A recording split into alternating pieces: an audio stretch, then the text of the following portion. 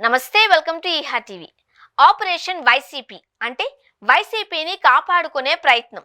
ఆది నుంచి అన్ని విషయాలలోనూ పార్టీని అన్ని విధాలా కాపాడుకునే ప్రయత్నం ప్రారంభమైందా అంటే వైసీపీ వర్గాల నుంచి అవును అనే సమాధానం వస్తోంది.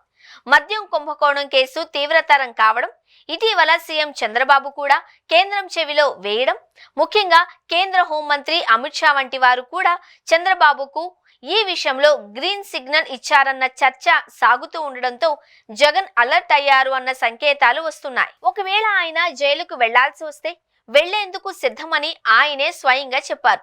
రండి, విజయవాడలోనే ఉన్నా, జైలు కొత్త కాదు, కేసులు కూడా కొత్త కాదు, రాజకీయాలలో ఉన్నప్పుడు వాటికి భయపడతామా అని తేల్చి చెప్పారు.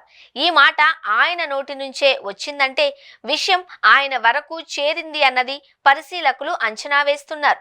ఈ నేపథ్యంలో గతంలో మాదిరిగా ఆయన జైలుకు వెళితే పార్టీని కాపాడేందుకు ఎవ్వరూ లేరు, అమ్మ చెల్లి కూడా రివర్స్ అయ్యారు. ఈ క్రమంలోనే ముందుగానే పార్టీ విషయంపై అప్రమత్తంగా ఉన్నట్టు తెలుస్తోంది. అదే ఆపరేషన్ వైసీపీ అంటున్నారు.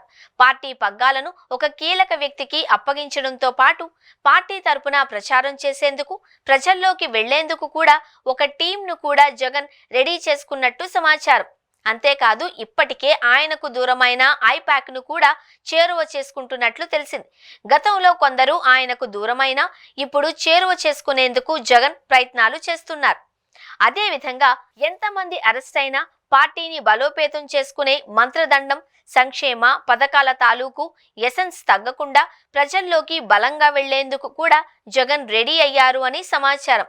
ప్రస్తుతం ఆపరేషన్ వైసీపీపై గత 2 రోజులుగా జగన్ అంతర్గతంగా చర్చించుకుంటున్నారు అని, దీనిలో ఒకరిద్దరు ఢిల్లీకి చెందిన నాయకులు కూడా ఉన్నారు అని సమాచారం.